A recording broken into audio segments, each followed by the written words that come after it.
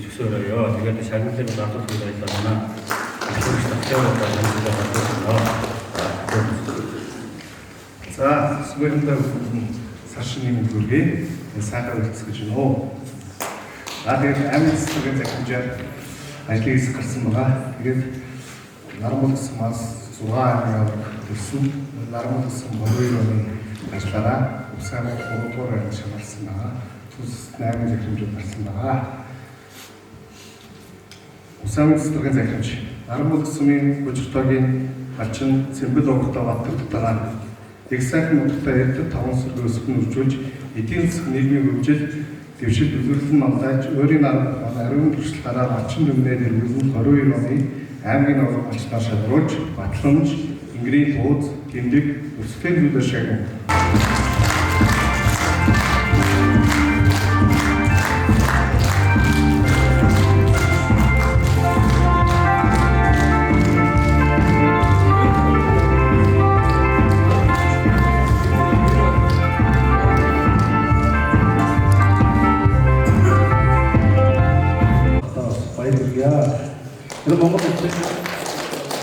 Монгол Улсын эдийн засгийн боловсрол ерөнхийдөө малажхан салбар, хөлөөжхан салбар дээр 30 жилийн өгдөг ийм том салбараа энэ жил бас одоо Нармул сумаас надад цуудлын хөлгийн ус одоо Нармул сумаас аймгийн аврах нэг төрж сигнэгийн мэдэх нэмж байгаа ийм сайхан баяр төлөв болж байна. Тэгээд аймгийн аврах малчин болсон Баттагдхан сумын зүгээс талхан хадгалуулгаар байна.